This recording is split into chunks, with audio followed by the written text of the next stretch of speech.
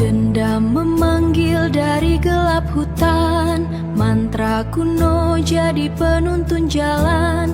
Tapi bayangmu hadir tenangkan jiwa.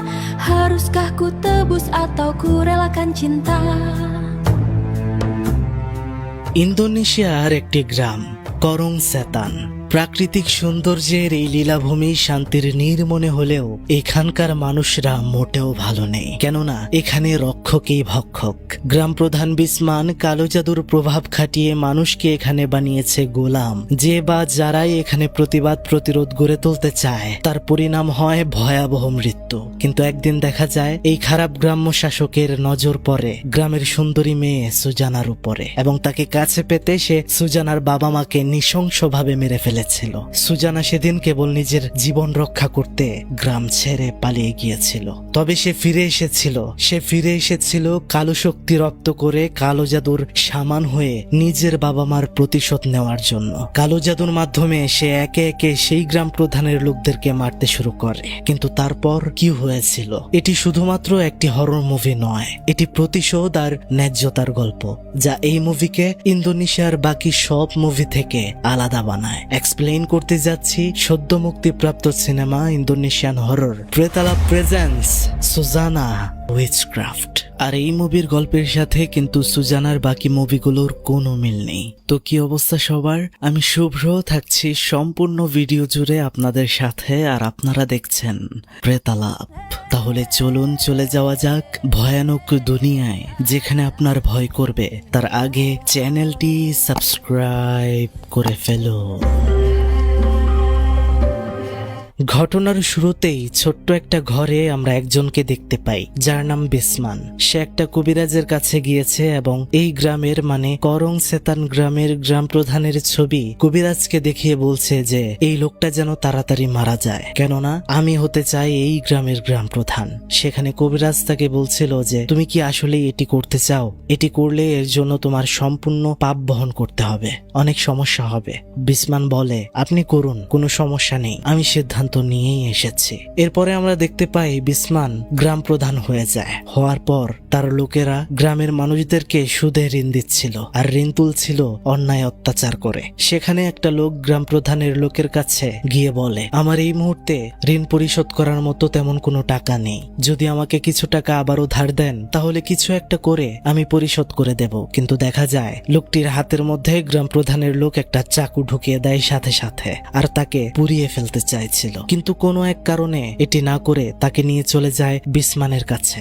বিসমান এই গ্রামের মধ্যে একটা ক্লাবও খুলে ফেলেছে। সেখানে রাত দিন নেশা জাতীয় দ্রব্য থেকে শুরু করে মেয়ে কেলেঙ্কারি সহ সব হয়ে থাকে। আমরা সেখানে দেখতে পারছিলাম যে বিসমানের কাছে সেই লোকটি মাফ চাচ্ছিল, বলছিল তাকে ক্ষমা করে দিতে, জীবন ভিক্ষা দিতে, সে জলদি টাকা পরিশোধ করে দেবে। কিন্তু বিসমান মানে না। তখন সেই লোকটি না পেরে বলে হুজুর, আমি আমার মেয়েকে এখানে আপনার কাছে কাজ করতে পাঠাবো যতক্ষণ না পর্যন্ত আমি টাকা পরিশোধ করতে পারি। কিন্তু দেখা যায় এই ক্লাবের ভেতরে তার মেয়েকে আনার পর কাজ তো দূরের কথা, তার সামনেই তার মেয়েকে নিয়ে দরজা বন্ধ করে দেওয়া হয় ভোগ করার জন্য। আমরা মোটামুটি বুঝতে পারি যে মানুষেরা এই গ্রামে কতটা অসহায় বিসমানের কাছে। এরপরের দিন সকাল, গ্রাম প্রধানের কার্যালয়ের সামনে আমরা একটা মেয়েকে দেখতে পারি। সেখান দিয়ে যাওয়ার সময় তার স্কুটিটা নষ্ট হয়ে গেছে, আর এই মেয়েটি হচ্ছে ঘটনার মূল চরিত্র আমাদের সুজানা। সেখানে তখন একটা ছেলে আসে আর তার স্কুটিটা ঠিক করতে সাহায্য করে। সুজানা তাকে ধন্যবাদ দেয়। ছেলেটির নাম হচ্ছে প্রমোজা। সে সুজানাকে জিজ্ঞেস করে যে আজকে কি অফিস বন্ধ নাকি? কোনো মানুষকে দেখতে পাচ্ছি না এখানে, আমি একটা দরকারি এখানে এসেছি, আমি অন্য গ্রামে থাকি। সুজানা বলছিল যে হ্যাঁ খোলা আছে, আপনি ভেতরে যান, মানুষ আছে। সুজানা সেখান থেকে চলে যাওয়ার সময় তার চাহনি দেখে আমরা বুঝতে পারছিলাম যে সে প্রমোজাকে পছন্দ করে ফেলেছে প্রথম দেখাতেই। প্রমোজা অফিসে প্রবেশ করলে সেখানে গ্রাম প্রধানকে সে দেখতে পায় না। সেখানে কর্মরত একজন লোককে সে বলে যে আমি আসলে এখানে এসেছি একজনকে খুঁজতে, যিনি এই গ্রামে আগে থাকতেন, তার নাম কাসমান। আমি এসেছি কালীনগর গ্রাম থেকে। তখন সেখান থেকে তাকে বলা হয় ঠিক আছে, আমরা ওনাকে খুঁজে বের করার চেষ্টা করব। এটি বলে তাকে একটা ফর্ম পূরণ করতে বলে। ওদিকে রাতে সুজানাকে আমরা দেখতে পারছিলাম যে কিনা প্রমুজাকে তখনও ভুলতে পারছিল না। দেখা হওয়ার পর থেকেই সেই মুহূর্তের দৃশ্যগুলো তার চোখে বারবার ভেসে আসছিল। তখনই সুজানার বাবা মিস্টার সাত্রিও তাকে ডাকে। কে যেন বাড়িতে একটা পার্সেল পাঠিয়েছে। সুজানার বাবা সাত্রিও দেখে যে গ্রাম প্রধান বিসমান সেখানে সুজানার জন্য একটা উপহার পাঠিয়েছে। এখান থেকে আমরা জানতে পারি যে গ্রাম প্রধান বিসমান সুজানাকে বিয়ে করতে চায়। দেখা যায় সুজানা কিন্তু উপহারটা নেয় না, কোনো গুরুত্বও দেয় না। সেখানে তার মা সুটিনি তাকে বলছিল যে বিসমানের উপহারটা এত অবহেলা করা ঠিক হয়নি। সে তোমাকে বিয়ে করতে চায় আর তাকে বিয়ে করলে তুমি সুখী হবে। ছাত্রীও সেখানে বলছিল যে আরে উনি তো বিবাহিত আর বয়স্ক, তার কাছে আমাদের মেয়েকে কিভাবে দিতে পারি। সুজানার মা সুতিনি বলছিল যে সে দ্বিতীয় বউ হবে, তাতে কি হয়েছে, কিন্তু বিসমানের তো অনেক ধন সম্পত্তি রয়েছে, এগুলোর কোনো কমতি নেই, আমাদের মেয়ে ভালো থাকলেই হলো। সেখানে ছাত্রীও বলছিল তুমি জানো তার ধন সম্পদ কিভাবে অর্জন করেছে, সে এসব অন্যায় করে করেছে। সুজানা তখন বলছিল আরে তোমরা রাখো তো এসব, আমার যখন সময় হবে ঠিকই মনের মতো কাউকে খুঁজে বিয়ে করে নেব।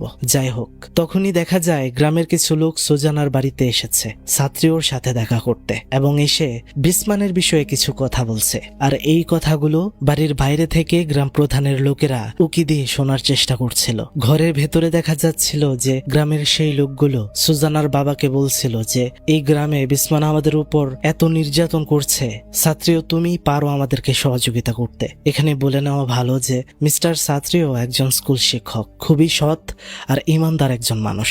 সে বলছিল যে আমি তো নগণ্য একজন মানুষ, আমি এসবের বিরুদ্ধে কিভাবে দাঁড়াতে পারি। সেখানে গ্রামের লোকেরা বলছিল যে তুমি পারো আমাদেরকে এই নিষ্ঠুর গ্রাম প্রধান থেকে বাঁচাতে, কেননা তোমার ভেতরে সেই প্রতিবাদ করার শক্তি রয়েছে। তখন আমাদেরকে দেখানো হয় সেই দিনের ঘটনা, যেদিন একটা লোককে গ্রাম প্রধানের লোকেরা ভরা বাজারের ভেতরে পুড়িয়ে মারতে চাইছিল, কিন্তু সেখানে প্রতিবাদ করেছিল মিস্টার ছাত্রীও। যদিও তাকে মেরে ফেলার হুমকি দিয়েছিল ওরা, কিন্তু শুধু ছাত্রীও সেখানে প্রতিবাদ করার কারণে বাজারের অন্য মানুষরাও এগিয়ে এসেছিল। সেই কারণে সেই লোকটিকে সেদিন ওরা কিছুই করতে পারেনি। তো এখানে গ্রামের লোকেরা মিস্টার ছাত্রীকে এটাই বলছিল যে তোমার ভেতরে সেই শক্তিটা রয়েছে, আমরা চাই সামনের নির্বাচনে বিসমানের বিপক্ষে তুমি নেতৃত্ব দাও। এই মানুষগুলো চলে যাওয়ার পর আমরা দেখতে পাই সুজানা তার বাবাকে মানা করে দেয়, বলে তোমার এত বীর হওয়ার দরকার নেই, তুমি জানো ওই লোকটা খারাপ, তোমার সাথে সাথে আমাদের পরিবারের অনেকটা ক্ষতি করে দেবে সে। তখন তার বাবা ছাত্রীও বলছিল যে আমি নয়তো অন্য কেউ, কাউকে না কাউকে তো এই অন্যায়ের বিরুদ্ধে দাঁড়াতেই হবে, যদি কেউ না দাঁড়ায় তাহলে এই গ্রামের মানুষ কোনোদিন শান্তি পাবে না। সুতিনি তাকে বোঝানোর চেষ্টা করে যে তুমি সুজানার কথা মানো, বিসমানের বিরুদ্ধে যেও না, এতে আমাদের ক্ষতি হবে, কিন্তু ছাত্রীও তার কথাতেই অটুট। তো এরপর আমরা দেখতে পারি যে গ্রাম প্রধান বিসমানের কাছে তার বিশ্বস্ত 3 জন গুন্ডা যারা সুজানার বাড়িতে আড়ি পেতেছিল, তারা এসে বিসমানকে সবকিছু বলে দেয় যে সুজানার বাবা ছাত্রীও আর গ্রামের লোকেরা আপনার বিরুদ্ধে নেতৃত্ব দেওয়ার জন্য প্ল্যান করছে। তো এখানে এই 3 জন গুন্ডার সাথে আপনাদেরকে পরিচয় করিয়ে নেওয়া যাক। একজন হচ্ছে বান্টেন, আর এটি লাও, অন্যজন হচ্ছে কাউই। তো বিসমানকে তারা আরো বলছিল যে ছাত্রীও আরো বড় পরিকল্পনা করছে, সে আমাদের করা অনৈতিক কাজগুলোর কথা শহরের পুলিশকে কমপ্লেন করতে যাচ্ছে, যেই সাহসটা আগে গ্রামের কেউ করেনি। তো এইসব শুনে তো দেখতে পাচ্ছিলাম যে বিসমান অনেকটা রেগে যায়, আর এটার একটা বিহিত করার জন্য সে চলে যায় একজন কবিরাজের কাছে, তার নাম লেসাস, যে তাকে এই গ্রামের গ্রাম প্রধানও বানিয়েছিল। এবার দেখা যাচ্ছিল সেই কবিরাজ একটা মুরগি কেটে সেটার রক্তে মুখ ভিজিয়ে নিচ্ছিল। আর অবশ্যই বিসমান এবার সুজানার বাবা ছাত্রীর উপরে মরণ বাণ মারতে চলেছে।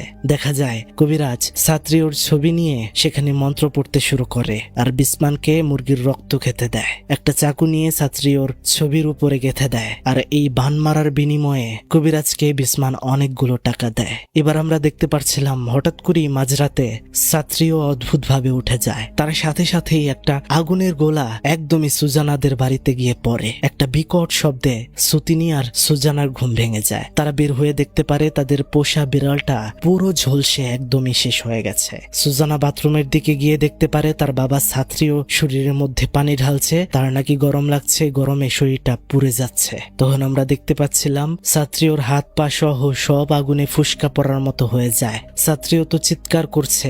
সুজানা তার বাবার কাছে যেতে চায়, কিন্তু সুতিনি আটকে ধরে, বলতে থাকে কাছে যেও না, এটা কোনো সাধারণ রোগ নয়, এটা কালো জাদুর প্রভাব।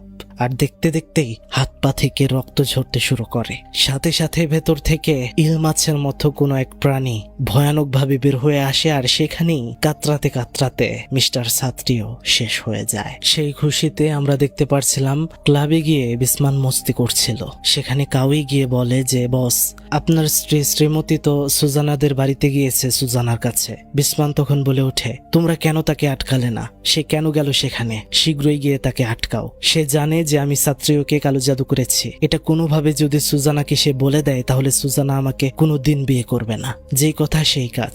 দেখা যায় তারা তিনজন সুজানার বাড়িতে রওনা হয়েছে মোটরসাইকেলে করে। ওদিকে আমরা দেখতে পাচ্ছিলাম যে শ্রীমতী সুজানাকে বলছিল, দেখো আমি এখানে এসেছি কিছু কথা বলার জন্য, নয়তো আমি মরে গিয়েও শান্তি পাবো না। আমি জানি পাপীর সাথে থাকাও পাপ, কিন্তু তাও আমি তোমাকে বলতে এসেছি, এই গ্রামের যে গ্রাম প্রধান ছিল বিসমান কালো জাদুর মাধ্যমে তাকে মেরে তার জায়গায় বসেছে। আর তোমার বাবা তার বিরুদ্ধে যেতে চেয়েছিল, এটা নিশ্চয়ই তুমি জানো। আর এই কারণে তোমার বাবাকেও সে কালো জাদু করে শেষ করেছে। এখন এটা শুনে তো বাকরুদ্ধ হয়ে যায় সুজানা। তার তো ঠিক এই ভয়টাই ছিল। ঠিক তখনই সেখানে উপস্থিত হয় বিসমানের চেলারা আর বলে, শ্রীমতী ম্যাডাম, বিসমান আপনাকে এখান থেকে নিয়ে যেতে বলেছে। শ্রীমতী বলছিল, তোমাদের বসকে গিয়ে বলো আমি আপাতত এখান থেকে কোনো জায়গায় যাচ্ছি না। তখন কাউই বলে, আচ্ছা ঠিক আছে, আপনি এখানে থাকুন, কিন্তু আমরাও এখানে থাকবো। এই কথা শুনে শ্রীমতী অনেকটা রেগে যায়। বান্টেন গিয়ে সেখান থেকে জোর করে শ্রীমতীকে নিয়ে আসতে যাচ্ছিল, কিন্তু এবার তো শ্রীমতী আরো রেগে যায়। সে বলতে শুরু করে, তোর সাহস তো কম না, তুই আমার হাত ধরে টানার সাহস কি করে পাস? এটা বলে চড় দিতে শুরু করে। কিন্তু দেখা যায় বান্টেন তখন রেগে যায় আর তাকে ধাক্কা মারলে শ্রীমতী পেছনে দেয়ালে গিয়ে আছড়ে পড়ে। কিন্তু দেখা যায় সেখানে দেয়ালে থাকা তার কাঁটাটা শ্রীমতীর মাথায় বিঁধে যায় আর তার সেখানেই মৃত্যু হয়। এবার আমরা দেখতে পারছিলাম সুজানা এইসব দেখে সে পেছনের দরজা দিয়ে পালাতে শুরু করে। তারাও পেছন নিচ্ছিল। পাহাড়ি নদীর জঙ্গলের ভেতর দিয়ে দৌড়াতে দৌড়াতে একসময় পাহাড়ি খাদের কাছে গিয়ে পৌঁছায় সুজানা। নিচে নদী, সামনে যাওয়ার কোনো রাস্তা নেই। ওরা তো তাকে প্রায় ধরেই ফেললো। ঠিক তখনই দেখা যায় সুজানা পা পিছলে গিয়ে সেই গভীর খাদ থেকে নিচে নদীতে পড়ে যায় আর নদীর নিচে চলে যায়। তার শরীর একটা সোছালো কাঠের উপরে পড়ে আর সে আহত হয়। সে কোনো রকমে সেখান থেকে উঠে আসছিল।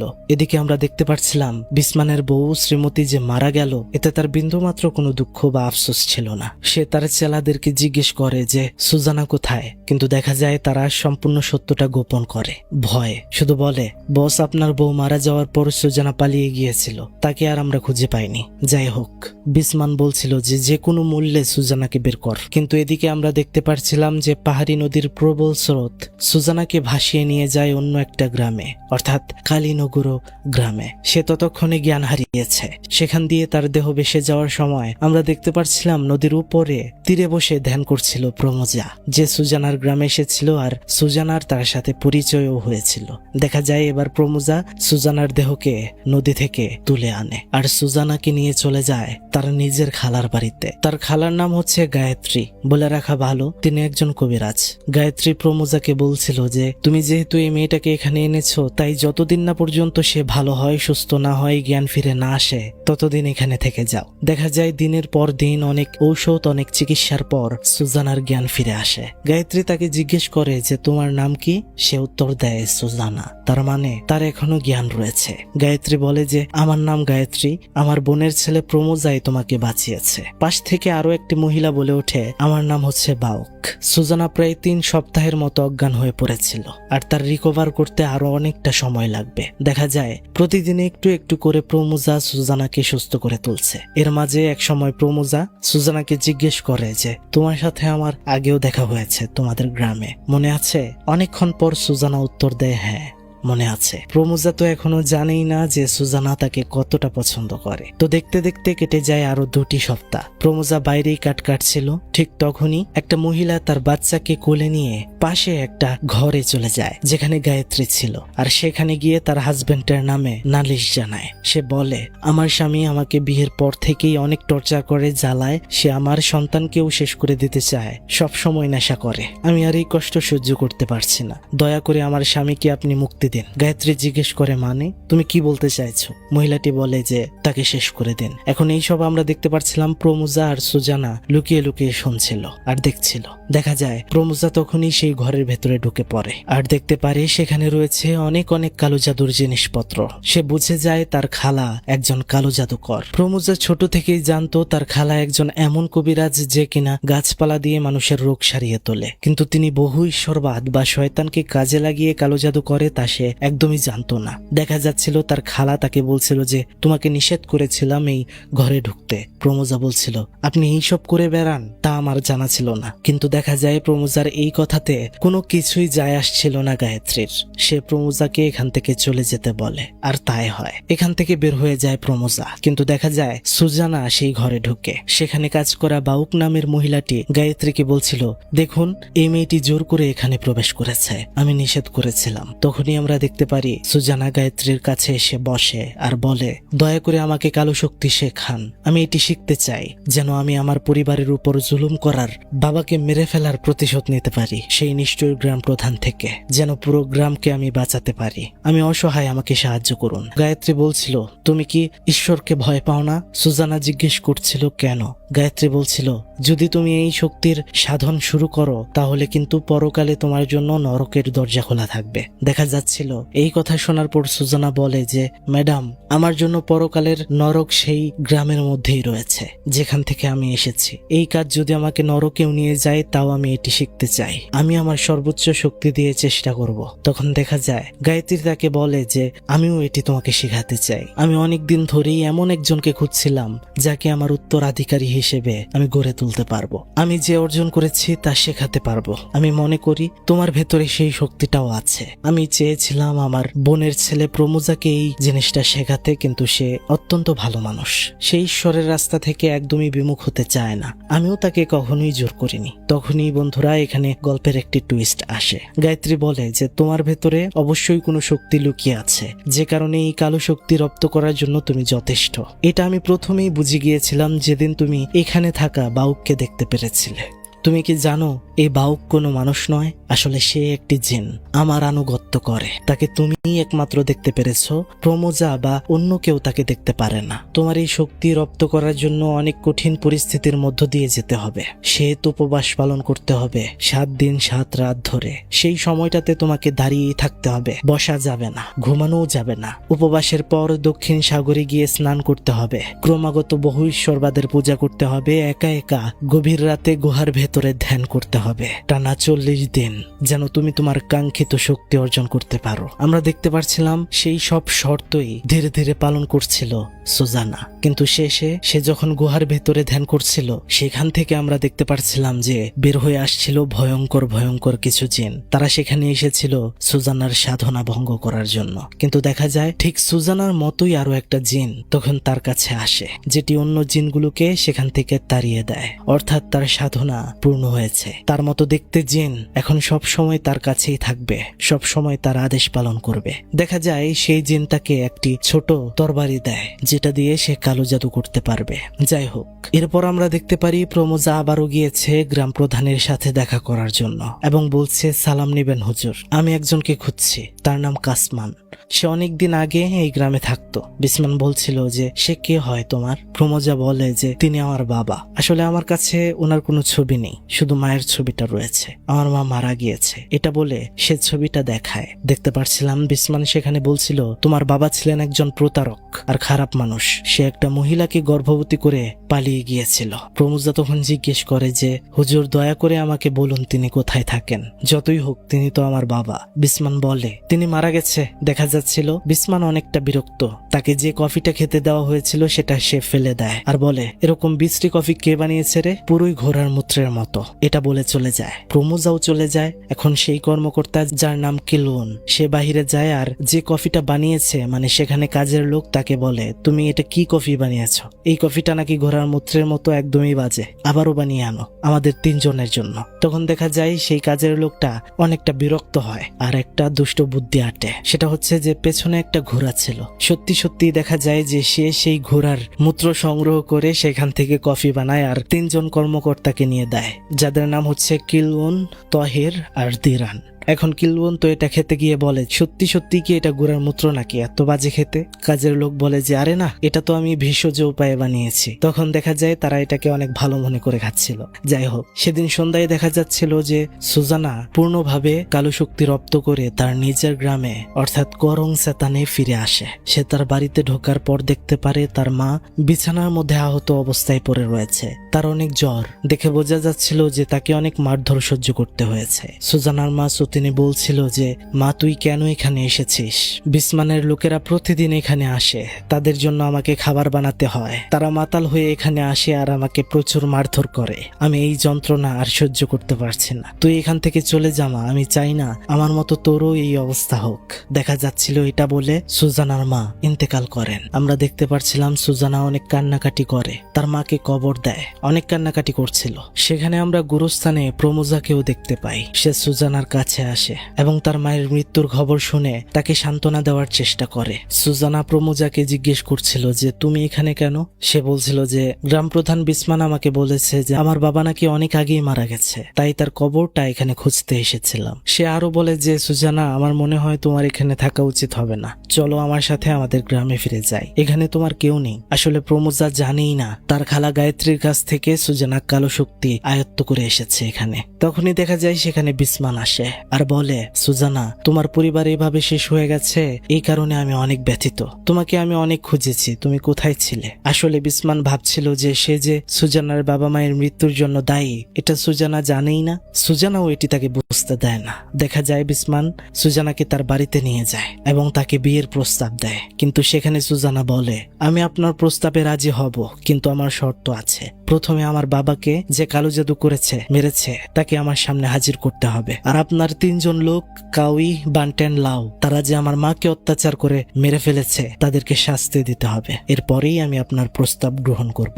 দেখা যাচ্ছিল এইসব আড়াল থেকে শুনে সেই 3 জন সেখান থেকে চলে যাচ্ছিল ভয়ে। এই কথাগুলো শুনে বিসমানও অনেকটা ঘাবড়ে যায়, কিন্তু সে তো সুজানাকে বিয়ে করতে মরিয়া, কিন্তু শর্ত তো মানতে হবে বিয়ে করতে গেলে। দেখা যাক সে কি করে। আমরা দেখতে পাচ্ছিলাম যে কাউই, বান্টেন, লাও তারা চায়ের আড্ডা দিচ্ছিল, খুব চিন্তিত ছিল।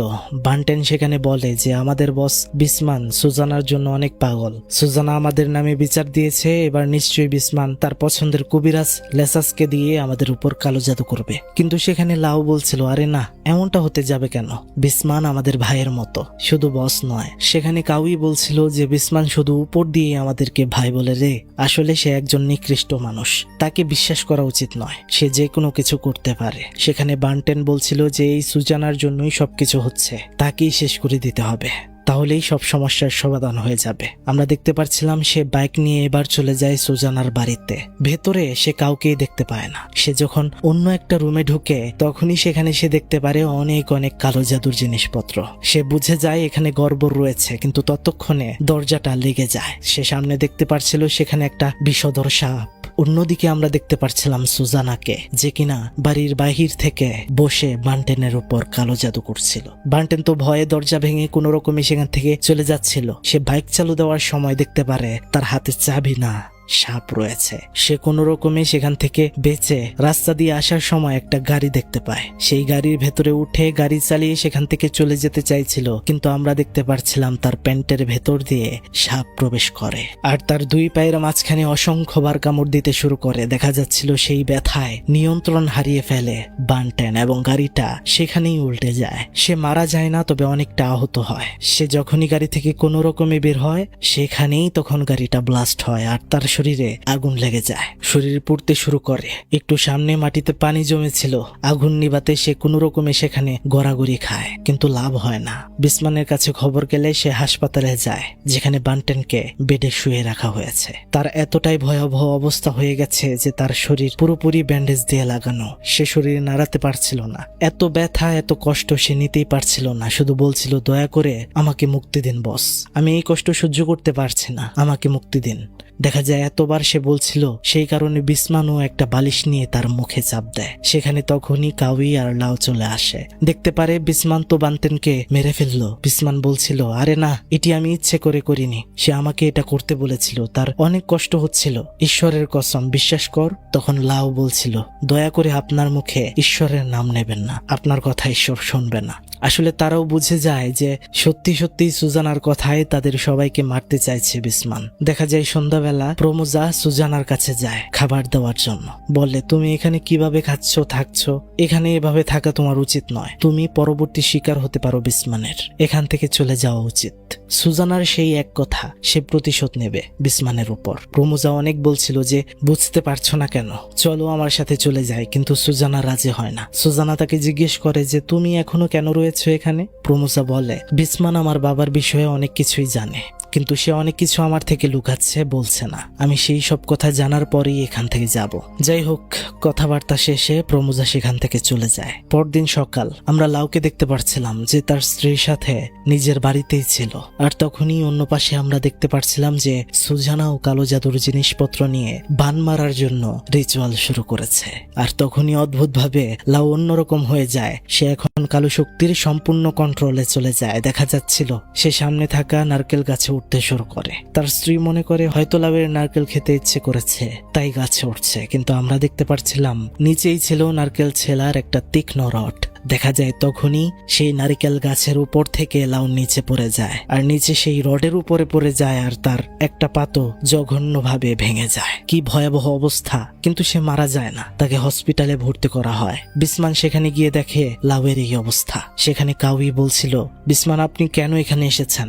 এক নারীর মোহে পড়ে আপনি আমাদেরকে শেষ করে দিচ্ছেন। সেদিন বান্টেনকে আর এখন লাউকে কালো জাদু করেছেন, বুঝতে পারছি আমরা। বিসমান সেখানে বলছিল যে বিশ্বাস কর কাউই, আমি তোদের উপর রেগে আছি, কিন্তু আমি কোনোভাবেই তোদের কালো জাদু করিনি, এটা আমি করতে পারি না। কিন্তু দেখা যায় কাউই এটা বিশ্বাস করে না। সে সেখান থেকে বের হয়ে কিছু দলবল নিয়ে চলে যায় বিসমানের প্রিয় কালো জাদুর কবিরাজ লেসাসের বাড়িতে, আর বাড়িতে গিয়ে সম্পূর্ণ আগুন ধরিয়ে দেয়। তাও দেখা যায় লেসাস কবিরাজের তেমন কিছুই হয় না। তখন একজন কাউইকে বলে যে আমি শুনেছি এই কবিরাজের সুরক্ষা তার পায়ের বৃদ্ধা আঙ্গুলটাতে রয়েছে, এটা না কেটে ফেললে সে মরবে না। তখন দেখা যায় কাউই সেই কবিরাজের বুড়ো আঙ্গুলটা কেটে ফেলে আর তাকে সেখানেই আগুন জ্বালিয়ে শেষ করে দেয়। এই কাণ্ড ঘটিয়ে সে হসপিটালে বিসমানের কাছে এসে বলে, হ্যাঁ আপনি আর কিছুই করতে পারবেন না, আপনার ডান হাত প্রিয় কবিরাজ লেসাস যে কিনা আপনাকে কালো জাদু করে দেয় তাকে শেষ করে এখানে এসেছে। বিসমান তখন বলছিল, কি করলি তুই বোকা, তুই কেন এটা করলি? তুই এখনো বুঝতে পারছিস না আমি এটা করিনি? আমি এতটা বোকা নই যে আমার লোকদের উপরেই আমি এসব করব। তখনই দেখা যায় লাউয়ের অসম্ভব মাথা যন্ত্রণা শুরু হয়, সে চিৎকার করছিল। তারা তো বুঝতেই পারছিল না যে তারা কি করবে। তখনই দেখা যায় সবার সামনেই লাউয়ের কান থেকে একটা ইল মাছের মতো কোনো একটা প্রাণী বের হতে শুরু করে, আর সেখানেই লাউয়ের মৃত্যু হয়। বিসমান কাউইকে বলে, যদি আমি তোদের উপর কালো জাদু করি, তুই তো কবিরাজ মেরে ফেলেছিস, তাহলে এটা কি করেছে? কাউইও এখন বুঝতে পারে যে এখানে অন্য কোনো ঘটনা রয়েছে, কিন্তু কে এটা করছে? দেখা যাচ্ছিল গ্রাম প্রধানের সাথে প্রমোজা সেখানে আবারও দেখা করতে যায়। কাউই বিসমানকে সেখানে বলছিল যে তার মনে হচ্ছে এটা সুজানা কারো মাধ্যমে কালো জাদু করাচ্ছে, কারণ সুজানা জানে তার বাবা মাকে আমরাই শেষ করেছি। দেখা যাচ্ছিল এই সব কথাই শুনছিল প্রমোজা। বিসমান তখন তার অফিসের 3 কর্মকর্তা কিলুন, তহির আর দিরানকে হুকুম দেয় তারা যেন সব সময় সুজানার বাড়ি পাহারা দেয়, যেন এটা বের করার চেষ্টা করে যে সুজানা কাকে দিয়ে কালো জাদু করাচ্ছে। যদি তারা এটা বের করতে পারে তাহলে তাদের বেতন 3 গুণ বেশি বাড়িয়ে দেওয়া হবে। এখন তারা তো এটা শুনে অনেক খুশি হয়ে যায়। বিসমান প্রমোজাকে ডেকে বলে, এই ছেলে তুমি আবার কেন এখানে এসেছো? সে বলে, আপনি যদি আমার বাবার বিষয়ে আরো কিছু জেনে থাকেন তাহলে বলেন না প্লিজ। বিসমান বলে, এক কথা বারবার বলতে পারবো না, তোমার বাবা মারা গেছে, এছাড়া আর আমি কিছু জানি না। সেদিন রাতে আমরা দেখতে পাচ্ছিলাম প্রমোজা লুকিয়ে লুকিয়ে সুজানার কাছে যায় আর বলে, বিসমান কিন্তু তোমাকে সন্দেহ করছে যে তুমি নাকি কাউকে দিয়ে কালো জাদু করাচ্ছ তাদের লোকদের উপর। যত দিন যাচ্ছে তোমার এখানে থাকা সমস্যা হয়ে যাচ্ছে, বিপদ হবে। সুজানা বলছিল যে যা ইচ্ছে করুক, আমার কোনো সমস্যা নেই, আমি তাদের উপর প্রতিশোধ নেবই। ঠিক তখনই দেখা যায় অন্য একটা ঘর থেকে কাকের ডাক আসছে। সেই ডাক শুনে প্রমোজা সেই ঘরে গিয়ে দেখতে পারে সেখানে কালো জাদুর জিনিসপত্র।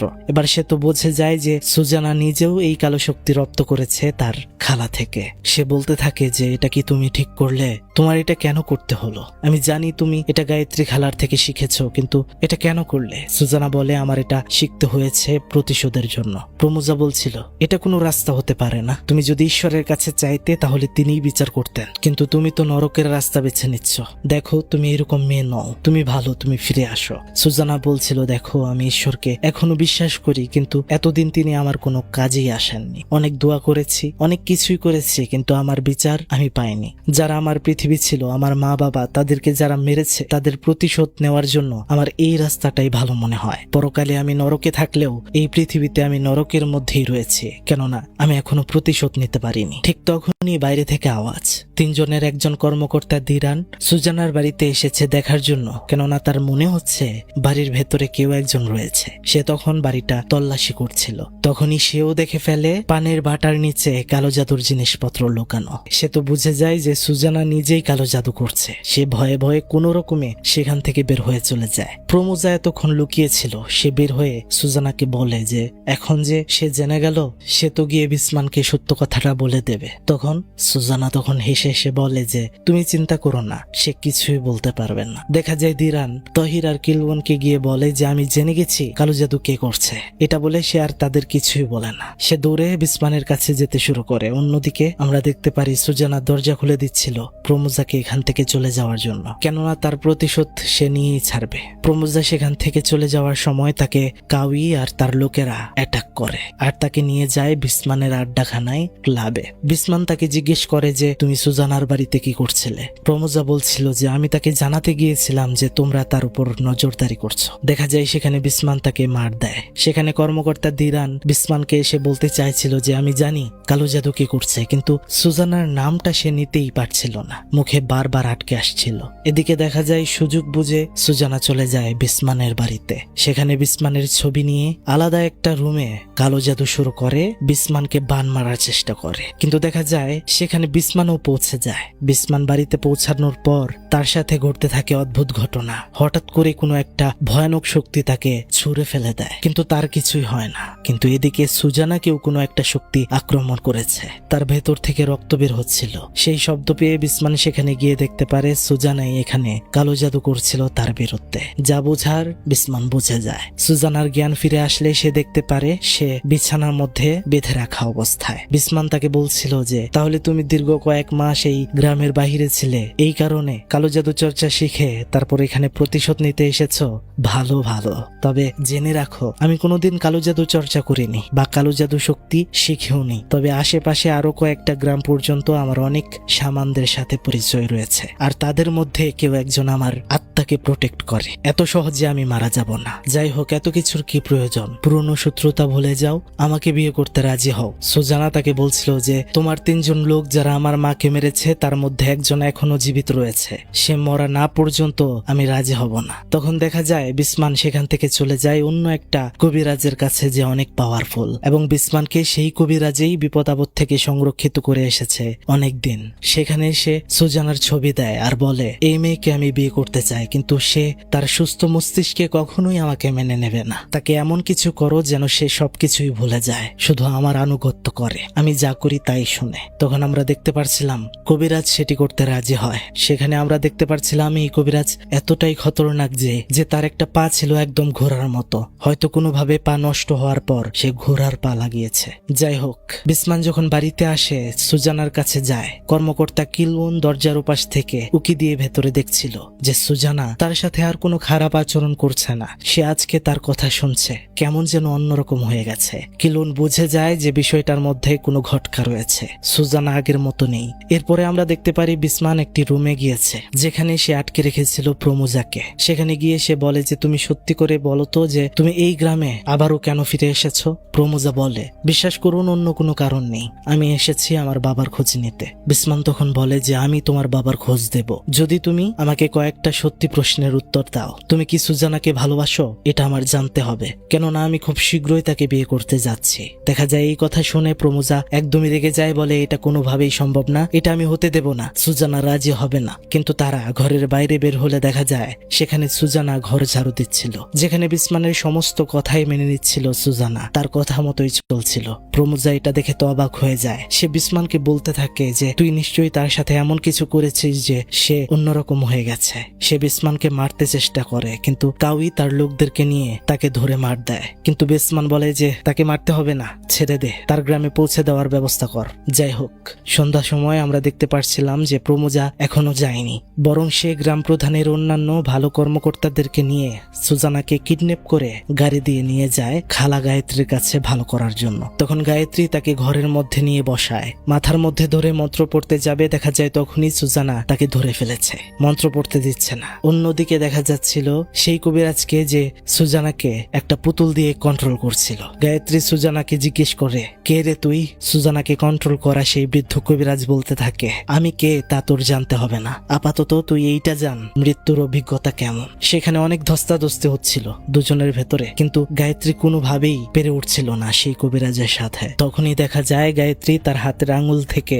রক্ত দিয়ে একটা মাটির চারার উপর মন্ত্র লিখে, আর সেটা সুজানার বুকে ধরলে অপর প্রান্তে থাকা সেই কবিরাজের মুখ থেকে রক্ত বের হতে শুরু করে, আর পুতুলটার মধ্যে আগুন ধরে যায়। কবিরাজ সেখানেই মারা যায়। সুজানার ভেতর থেকে কালো জাদু শেষ হয়ে যায়। অন্যদিকে দেখা যায় গ্রাম প্রধানের বাড়ি, যেখানে বিয়ের সাজে সাজানো হচ্ছে, কিন্তু বিসমান জানেই না যে তার হবু স্ত্রী সুজানা এখানে নেই। কর্মকর্তা তহির তো মিথ্যা বলেই যাচ্ছে যে ম্যাডাম তো রেডি হচ্ছে, সময় লাগছে। অন্যদিকে দেখতে পাচ্ছিলাম যে সুজানা গায়ত্রীকে বলছিল যে আমি কেন পারিনি বিসমানকে শেষ করতে, আমার ভেতরে মনে হয় সেই শক্তিটা নেই। গায়ত্রী সেখানে বলছিল যে আমি তোমাকে ইচ্ছে করে সেটা শেখাইনি, কেননা এতে মৃত্যুর ঝুঁকি বেড়ে যায়। এটা এমন একটা মৃত্যুর জাদু যেটা করলে যার জন্য করেছো তার মৃত্যু হবেই, তবে যার উপরে করবে তার বংশ সহ সবাই মারা যাবে। কিন্তু এতে ভয় হচ্ছে যদি তুমি মাঝ পথে এই জাদুটা তুলে নিতে চাও তাহলে তুমিও শেষ হয়ে যাবে। সুজানা বলছিল আমার জানা মতে বিসমানের আপন কেউ নেই, বা তার রক্তেরও কেউ বেঁচে নেই, তাই কোনো সমস্যা নেই মনে হয়, আমাকে শেখান। এদিকে আমরা দেখতে পারছিলাম যে জানাজানি হয়ে যায়, সুজানা পালিয়ে গিয়েছে। কাউই গ্রামের সেই সকল মানুষদেরকে জোর করে যাদের কাছে বিসমান টাকা পাও না, এবং সবাইকে বলে যে সুজানাকে যত দ্রুত সম্ভব খুঁজে বের করার জন্য। যদি সারা দিনের ভেতরে খুঁজে না পাওয়া যায় তাহলে সবাইকে শাস্তি দেওয়া হবে। কিন্তু সেখানে দেখা যায় সেই লোকদের ভেতর থেকে প্রমোজা দাঁড়িয়ে উঠেছে, আর সে বলে ওঠে কেউ সুজানাকে খুঁজতে যাবে না, কেউ তোমাদের গোলাম নয়। তখন সবার উদ্দেশ্যে প্রমোজা বলতে থাকে, আপনারা শুনুন, আমি এই গ্রামের কেউ নই, কিন্তু আমি জানি বিসমান কিভাবে আপনাদেরকে ব্যবহার করেছে। সে একজন মুনাফেক, খারাপ লোক। আমি জেনেছি সে আপনাদের ফসলের জমিতে বিষ প্রয়োগ করে তা মেরে ফেলে তারপর সে নিজেই আপনাদেরকে ঋণ দিয়েছে আর বেশি বেশি সুদ নিচ্ছে। এভাবেই আপনাদেরকে সে তার গোলাম বানিয়েছে। দেখা যাচ্ছিল সেখানে অনেকেই তার কথাতে সম্মতি জানায় আর বলে এই গ্রাম প্রধানের গোলামি আর আমরা সহ্য করব না। এটা বলে সবাই খেপে যায়, আর জনতা খেপে গেলে কি হতে পারে তা তো সবারই জানা। দেখা যায় গ্রাম প্রধানের দম্ভ সব চলে যেতে শুরু করে, সবাই অ্যাটাক করে বাড়িতে। গ্রাম প্রধানের লোক তাদের সাথে কোনোভাবেই পেরে উঠছিল না, ওরা বাড়ি ঘর সব জ্বালিয়ে দেয়। অন্যদিকে আমরা দেখতে পাচ্ছিলাম সুজানাও সেই মরণ ভান মারতে শুরু করে বিসমানের উপর, যে রিচুয়াল সে শুরু করে দিয়েছে। এরই মধ্যে দেখা যায় কাউই গ্রাম প্রধানকে নিয়ে সেই বাড়ি থেকে কোনো রকমে বের হয়ে পালিয়ে যায় বিসমানের আড্ডাখানা ক্লাবের মধ্যে। কিন্তু দেখা যায় সেখানেও গ্রামের মানুষ অ্যাটাক করে আর ক্লাব সম্পূর্ণ জ্বালিয়ে দেয়। কাউই সেখানে ফেসে যায় আর তাকে একদমই সবাই মিলে মেরে ফেলে। সেখান থেকে বিসমান একটা গাড়ি করে পালাচ্ছিল। অন্যদিকে তো সুজানা বান মারার কাজ করছেই। তখনই দেখা যায় বিসমানের গাড়ির সামনে হঠাৎ করে লাউয়ের বিভৎস লাশ চলে আসে। এটা দেখে তো সে প্রচুর ভয় পেয়ে যায়, কন্ট্রোল হারিয়ে ফেলে গাড়ির। কিন্তু তেমন কিছু একটা হয় না, সে তো খুশি, এবারের মতো বেঁচে গিয়েছে মনে করছে। কিন্তু এটা ভাবতে ভাবতেই তার সামনে ছিল একটা ট্রাক ভর্তি কাটা গাছ।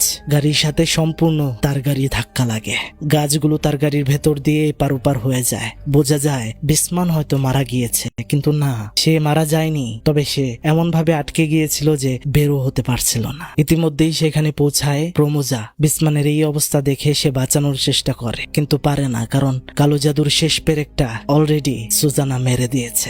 গাড়িটা সাথে সাথেই তার সামনেই ব্লাস্ট হয়ে যায়, আর বিসমানের খেল খতম। সুজানা তার প্রতিশোধে সফল হয়। এরপর আমরা একদিন দেখতে পারি প্রমোজা আর সুজানা গুরুস্থানে তার বাবা মায়ের কবর দেখছিল। প্রমোজা সেখানে সুজানাকে বলছিল যা হয়েছে তা হয়ে গেছে, তুমিও প্রতিশোধ নিয়ে নিয়েছো, এবার চলো তুমি ঈশ্বরের রাস্তায় ফেরত আসো। কিন্তু আমরা দেখতে পাচ্ছিলাম সুজানা বলছিল আমি তো পাপী, আমাকে কি তিনি ক্ষমা করবেন? আমি অনেক পাপ করেছি, এই পাপের ক্ষমা হয় না। প্রমোজা বলছিল তিনি হচ্ছেন ক্ষমাশীল, অবশ্যই তিনি ক্ষমা করবেন। ঠিক তখনই ঘটনার মধ্যে আরো একটি গভীর টুইস্ট আসে। তা হচ্ছে বিসমানের কাজের লোক প্রমোজাকে একটা চিঠি দেয়, যেটা বিসমান লিখেছিল প্রমোজার জন্য।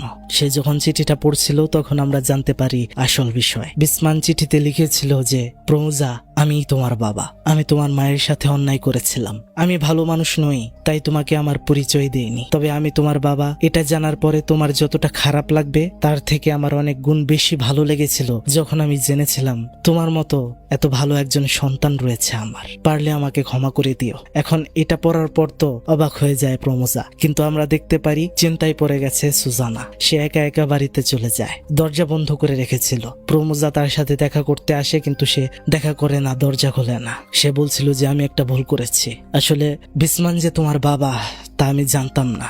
আর আমি বিসমানের উপর যে বান মেরেছি তার শর্ত ছিল আমি যার উপর এই বানটা মারবো তার বংশ সহ নির্বংশ হয়ে যাবে, অর্থাৎ সবাই মারা যাবে। আমি ভাবিনি বিসমানের কেউ আছে, আর সেটা তুমি হয়ে যাবে সেটা তো কল্পনাই করিনি। তোমাকে মরতে দেখতে আমি পারবো না, তোমার ক্ষতি হতে পারে এটা আমি কোনোভাবেই চাই না, তাই আমি জাদুটা উঠিয়ে নিয়েছি। কিন্তু তুমি আমাকে ক্ষমা করে দিও, কারণ এই জাদুটার আরো একটি শর্ত ছিল, যেটি হচ্ছে আমি যদি মাঝপথে এই জাদু উঠিয়ে নেই তাহলে আমারও মরণ হবে। আমি তোমাকে ভালোবাসি। দেখা যাচ্ছিল তখনই সুজানার প্রচন্ড কষ্ট হতে শুরু করে, মুখ দিয়ে রক্ত বের হচ্ছিল।